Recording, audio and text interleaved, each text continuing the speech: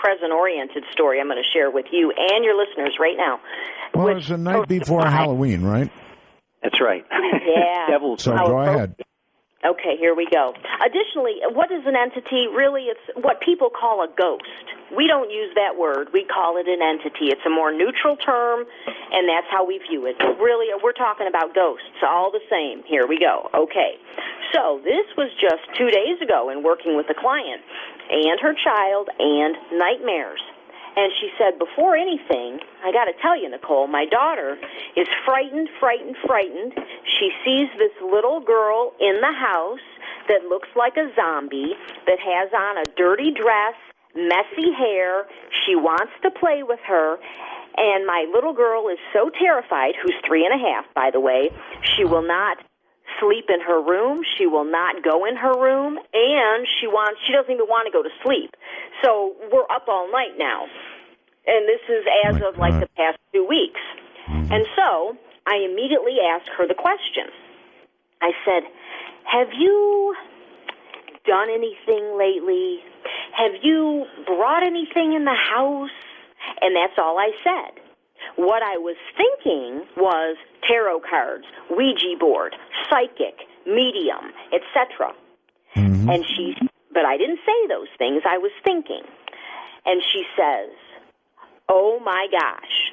She says, on Friday, I had a medium over to the house for a reading. And this started on Sunday. Mm-hmm.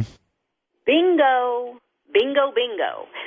When children see, because we talked about this, 5 and under, they can see the other worlds, what they see, the imaginary playmates, they're actual and real and valid and authentic. Kids are not just making this stuff up. And I know this to be true, so I took this very seriously, which is why I asked the question, which came with the answer of, yeah, I had a medium over the other day. Voila, a medium, and Michael likes this one-liner, so I'm going to let him have it. Honey? A medium is called a medium because they are a medium for entities to come in, also known as a channel. So when she came into the house, even unbeknownst to the medium, she brought with her this astral entity and ended up leaving it at the house. At the house with the little girl. And so this is kind of like getting on your computer and going to a website, and your browser says, we're trying to protect you from this website. We suggest you don't click. And so instead you just click, and then you get a message on the screen that says, to get your computer back, you'll have to send $700 to the following address. Absolutely. Now, the good news are, okay, so we had that session it was like very early, in the morning. And so I gave her some techniques, and then her and her daughter went home. The techniques were this. Cue up the house. Literally, cue it up because it clears all the vibrations out. Secondly, do an invocation of anything that is not of the light must leave. By your command, it has to. Then I suggested wrapping herself, her daughter, and her home in white light. Lastly, I recommended wrapping herself, her daughter, and the home in reverse mirrors. Anything that comes... Wait. Reverse mirrors. Yes, stop right there and explain reverse mirrors. Reverse mirrors. If you wrap yourself in reverse mirrors, meaning the mirrors are surrounding you but facing outward, anything that comes to you bounces off the mirror and goes back to the sender. Okay. So this is all done. This is all done mentally. I understand the concept of wrapping oneself in white light. The mirrors. I was actually picturing mirrors, but again, it's a mental thing that you draw, right? Absolutely. Okay. And the hue can be done silently, and it's just as effective. But yeah, outwardly, the hue, and then the 3 other techniques: the invocation, the white light, and the mirrors.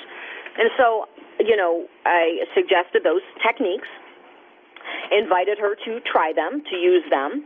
She went home, and that night, Art, the child was at home, sleeping in her own room, in her bed, alone, peacefully.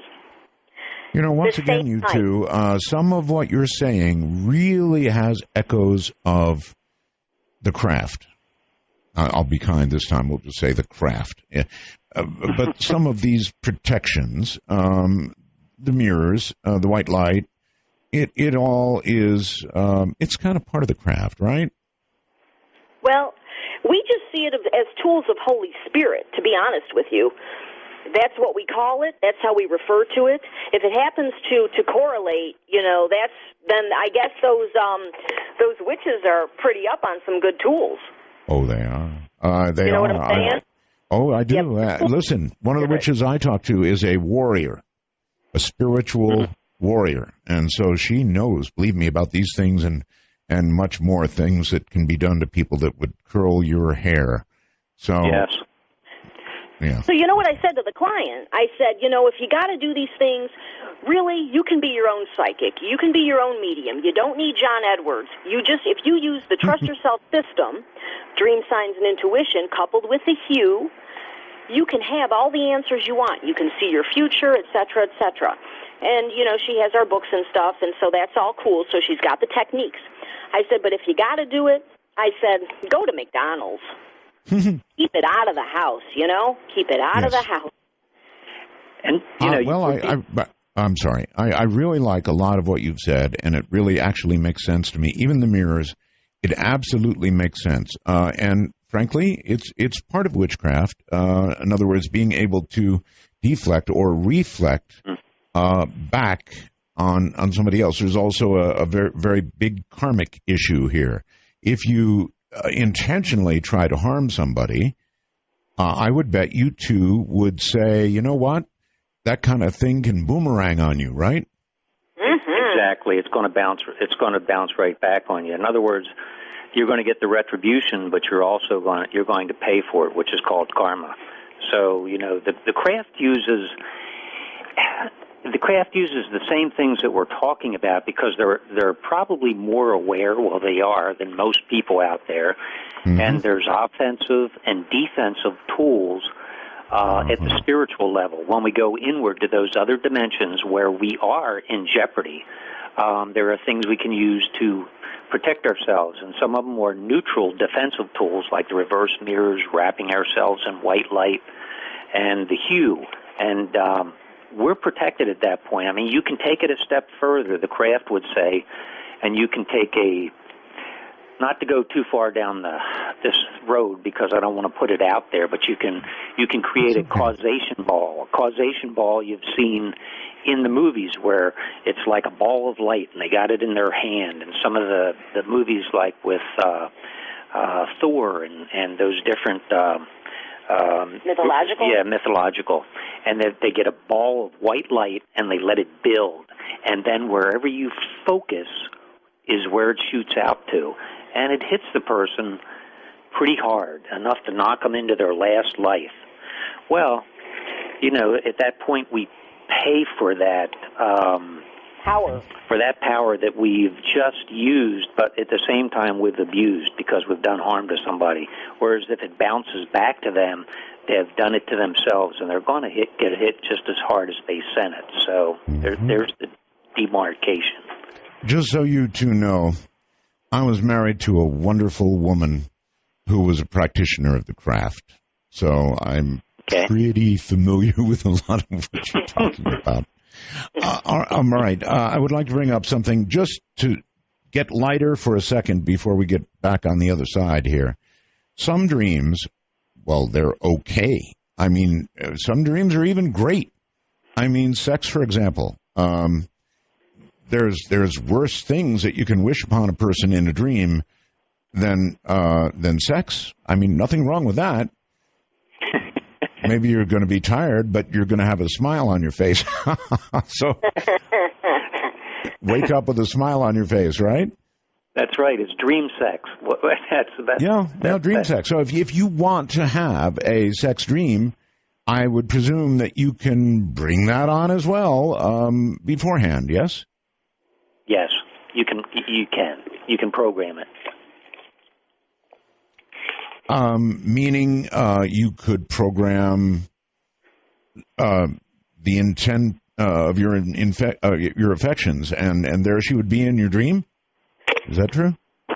You could, yes. All you do is really drift off, and we do it inadvertently or unintentionally every night. People go, man, I was dreaming about blah, blah, whatever, work, for example. And I'll say, well, what were you thinking about before you fell off to sleep? And they go, well, I was thinking about what I needed to do tomorrow at work. Exactly. You just programmed your dream. Thereby, the same is true if you want a sexual dream.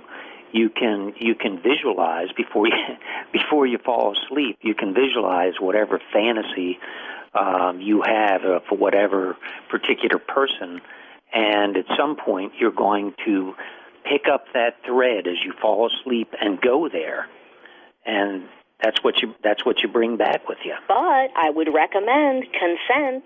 Yeah, you need consent. Consent? Now see, you wouldn't think in the astral plane you'd have to have consent. You would think the consent would be like automatic. Along with the karma. As above, so below. In other words, if you don't have consent in the physical, you might go to jail. Well, and that's the karma. Well, same is true.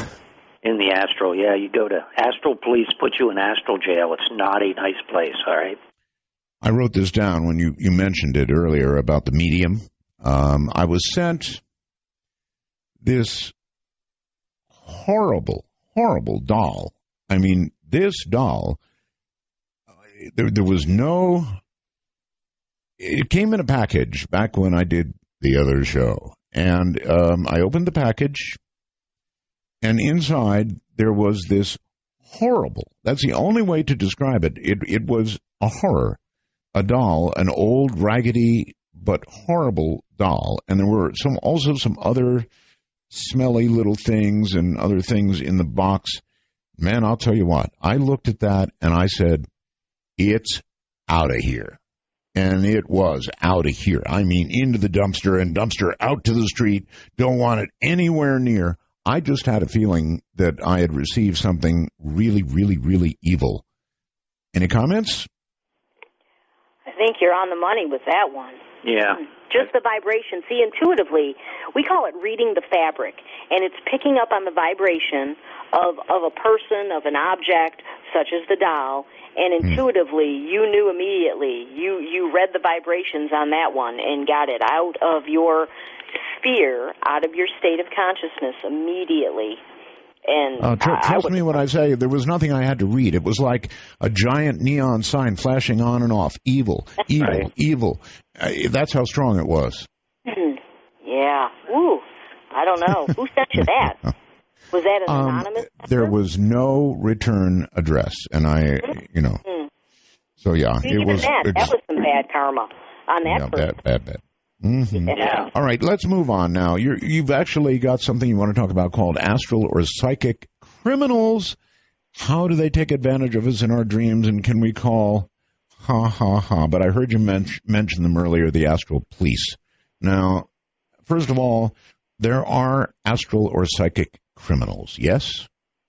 Yes. And they exist on the astral plane, once again, as above, so below. Just like they exist here. There are criminals who take advantage of us in our dreams, people who take advantage of us whenever we're in our astral bodies and are not fully protected, or possibly maybe we stumble into a bad neighborhood